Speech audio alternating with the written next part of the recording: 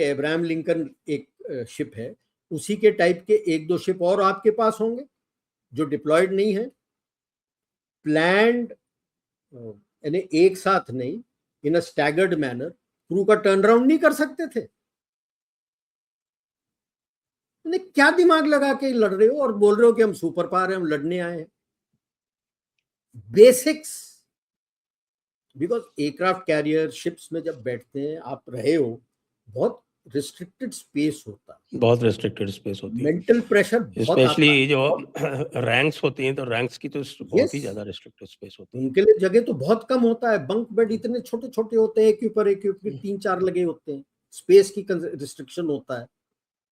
And mental tension and pressure, लड़ाई के इलाके में बैठे हो आप, वो तो नॉर्मल शिप जब जाता है उसी में ये होता है, आप लड़ाई के जगह पे बैठे हो, लड़ने गए हो।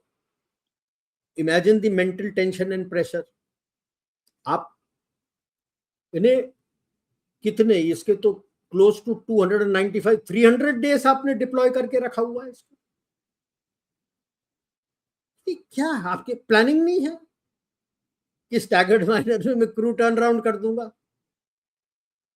वो प्रॉब्लम ही नहीं होता। अब आपने जॉर्ज वॉशिंगटन को निकाल के भेजा है, अब्राहम लिंकन को पीछे भेज रहे हो। अब जॉर्ज वॉशिंगटन भी पड़ा रहेगा, उसका भी क्रू को ऐसे यही प्रॉब्लम आएगा, फिर क्या करोगे?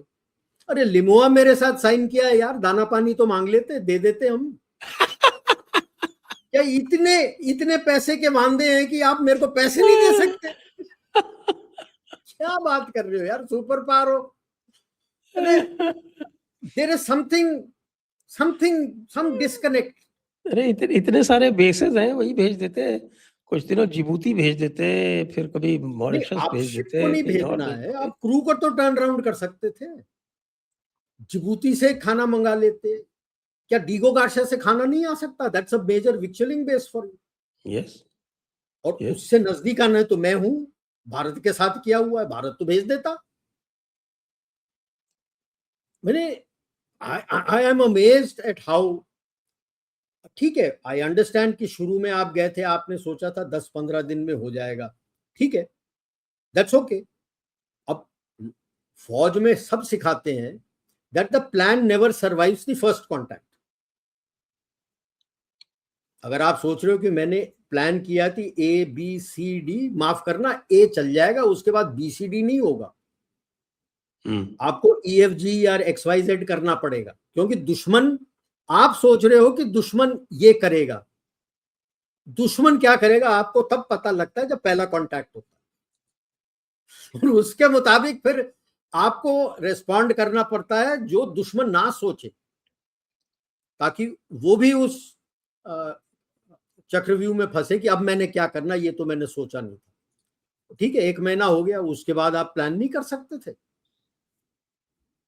पहले सीज फायर तक हो गया, उसके बाद नहीं प्लान कर सकते थे?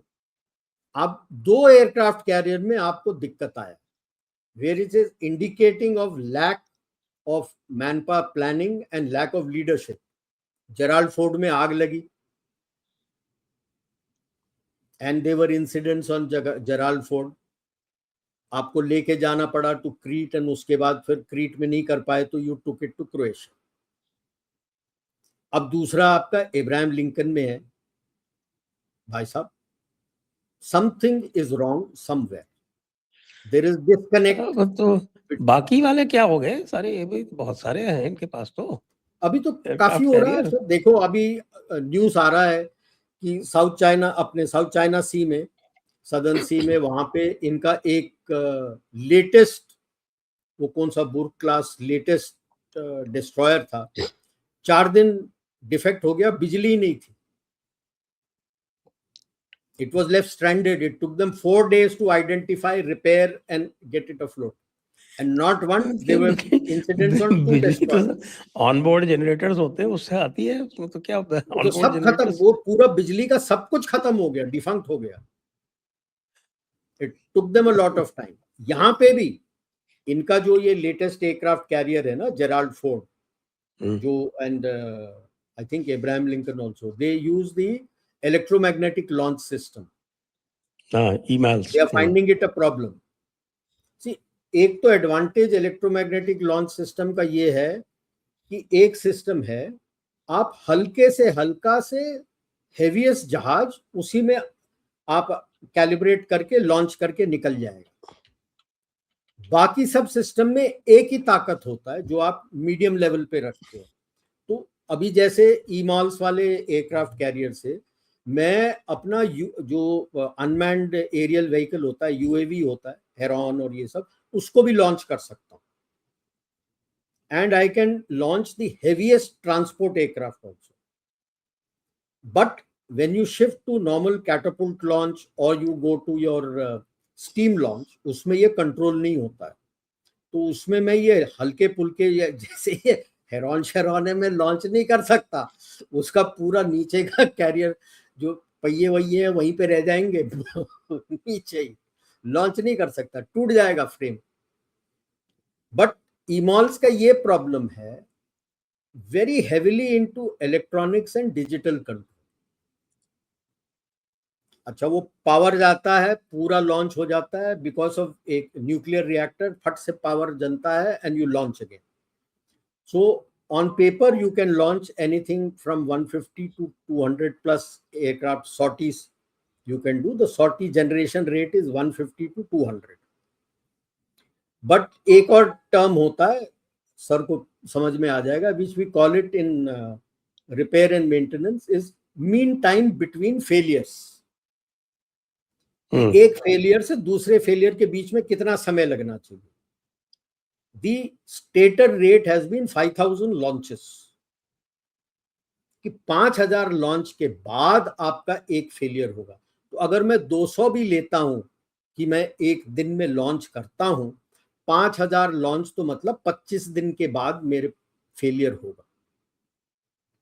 ठीक है, कोई ना कोई डिफेक्ट आएगा जो मेरे को रिपेयर करके फिर मैंने करना, विच इज ओके। यहां तो they are not even getting 400 to 500, 2-3 दिन के अंदर ये डिफेक्ट आ रहा है। Very bad show, very bad show. Trump is pushing to go back to steam launch. तो अब टीथिंग प्रॉब्लम है इलेक्ट्रोमैग्नेटिक लॉन्च में। ऐसा नहीं है कि ये खराब है, I am sure if they put their head brains together तो वो कर लेंगे, कुछ ना कुछ निकालेंगे। तो ये दिक्कत भी है उनको, उनके शिप्स में जो आ रहा है, क्योंकि इस तरह के डिप्लॉयमेंट और लॉन्ग टर्म और ये हमले इस तरह से ये किए नहीं है। ये इस लड़ाई में हुआ है लंबा। तो ये सारे अब जो कमियां हैं इनको पता लग रहा है। ये दिखाता है कि ट्रायल्स कैसे हुए।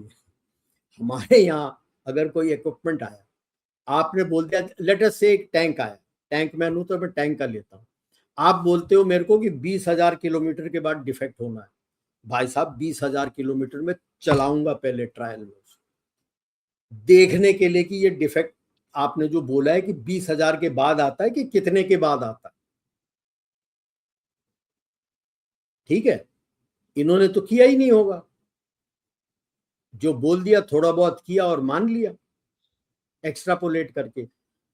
इसीलिए इंडिया के ट्रायल्स को बहुत मानते हैं, क्योंकि हम एक्स्ट्रापोलेट नहीं करते हैं। जो टाइमिंग आपने बोला है उतने टाइमिंग तक पूरा टेस्ट करते हैं कि आपने बोला है कि इतना चलेगा तो मैं उतना चलाऊंगा, और हर तरह के टेरेन में चलाऊंगा, पहाड़ी इलाके में, जमीनी इलाके में और डेजर्ट में, सब में चला के टेस्ट करूंगा।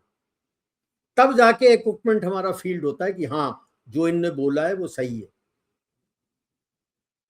यहां तो निकल के आ रहा है। तो अब आप देख लो, क्यों शर्मा रहा है मेरे से पूछने के लिए, क्योंकि वो सोच रहा है कि ट्रेड आपके साथ करना है। आपने बोल दिया ये मेरे रेड लाइन है, इसके अलावा जो तूने बोलना है कर ले। और ये जो रेड लाइन है आपके डेयरी और एग्रीकल्चर, और ये हम मानेंगे नहीं, बाकी आप कर लो। और वो डेयरी और एग्रीकल्चर के बगैर मान नहीं रहा, तो फंस गया। क्योंकि आपके पास जो एक statement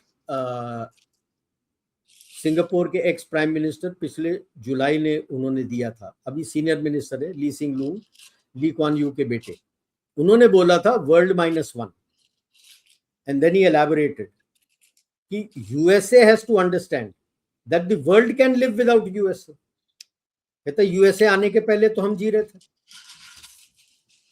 can USA live without the world? क्योंकि यूएसए का मार्केट ये वर्ल्ड है, यूएसए का मार्केट ये वर्ल्ड है, यूएसए सामान इस वर्ल्ड से खरीदता है। अगर वो वर्ल्ड को अलग कर देगा तो वो जिएगा कैसे? बनाता तो कुछ भी नहीं है। तो भारत का भी यही है, अगर आप नहीं आते कोई फर्क नहीं पड़ता, मेरे पास तो ग्लोबल साउथ है, पूरा यूरोप खड़ा हुआ है। अभी जब गए थे मोदी जी तो उन्होंने तो बोल दिया कि भाई एंड ऑफ द ईयर तक हमारा ईयू के साथ जो एग्रीमेंट है, ट्रेड डील है, वो फाइनलाइज हो जाएगा, पूरा हो जाएगा। It is not just the trade deal, आपका यूपीआई भी थ्रू हो जाएगा। Test is already on. UPI is causing lot of flutter yes, with US. because UPI को स्विफ्ट की जरूरत ही नहीं है, आपको डायरेक्ट बैंक टू बैंक चला जाता है एंड मैटर ऑफ सेकेंड्स।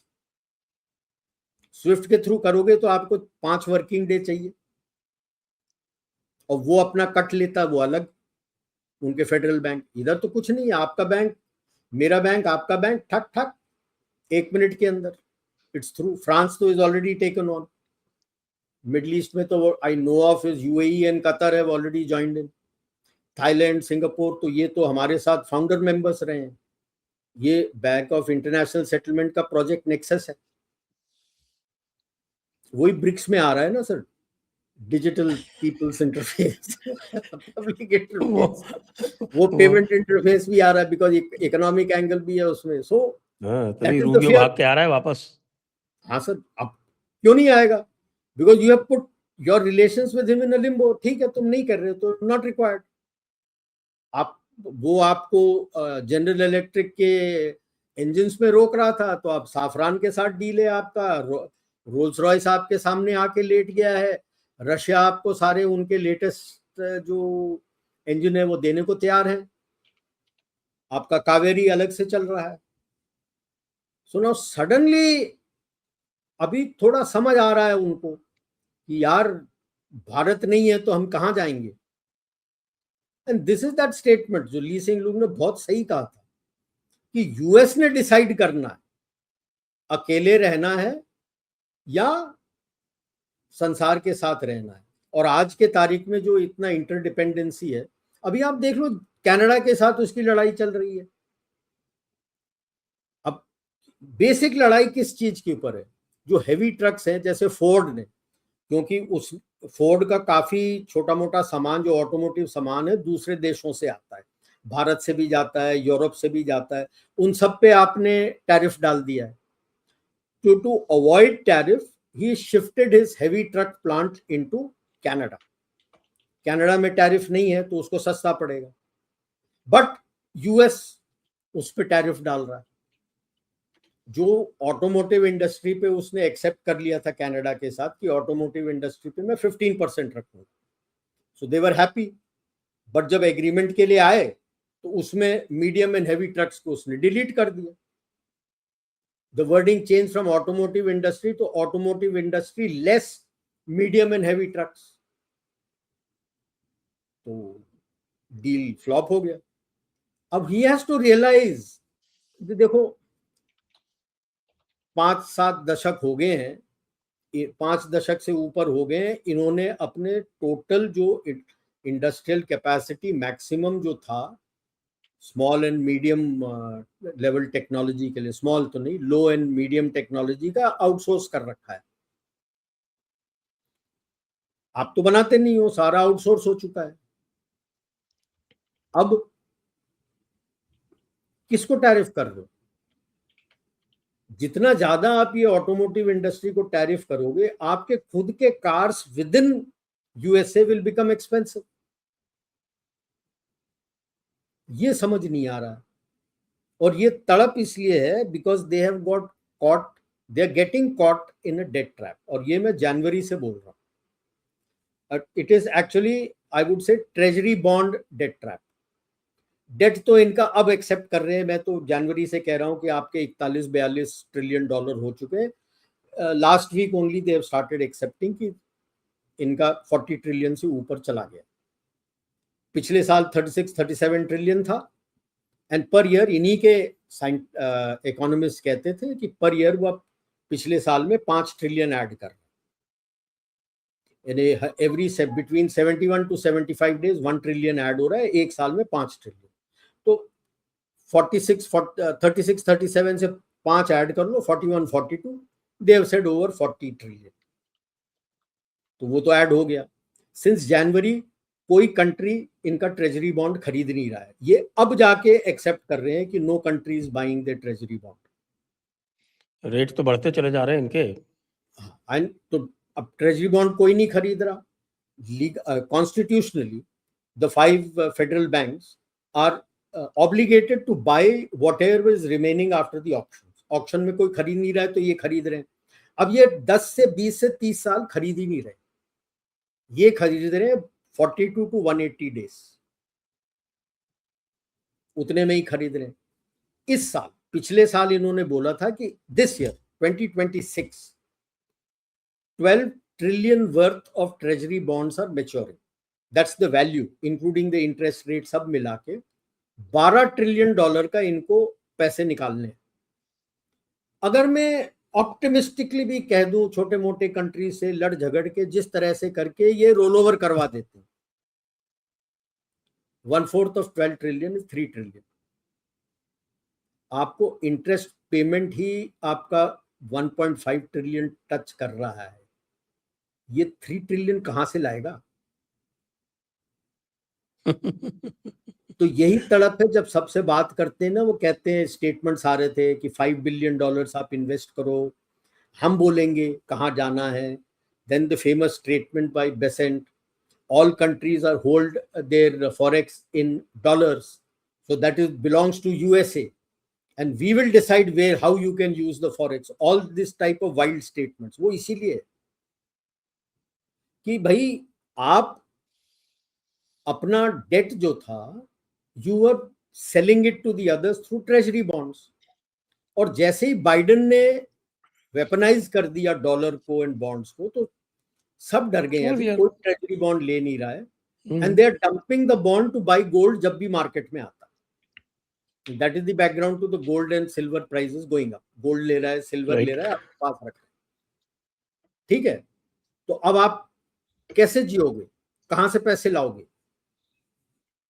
और सबसे बैर कर लिया। क्लासिक एग्जांपल है यार, लिमोआ मेरे साथ साइन किया है, तुम्हारे बंदे भूखे मर रहे हैं शिप पे, आपने मेरे को लॉजिस्टिक कॉल बुलाया ही नहीं कि यार सप्लाईज दे दो मेरे को। मना करता मैं तो दे देता। द ओनली थिंग इज तूने मेरे को डॉलर में देना था, और तेरे पास डॉलर की किल्लत हो रही है लगता है। सो अब इसमें आप देख लो हीरा मंडी कितना बुरी तरह फंसा है। सबको लात मार के अपना कोठा इसने व्हाइट हाउस में लगा दिया था, खेत मार्शल में। अब तो क्लियर दिख रहा है कि भाई साहब उसके पास भी पैसों की किल्लत है।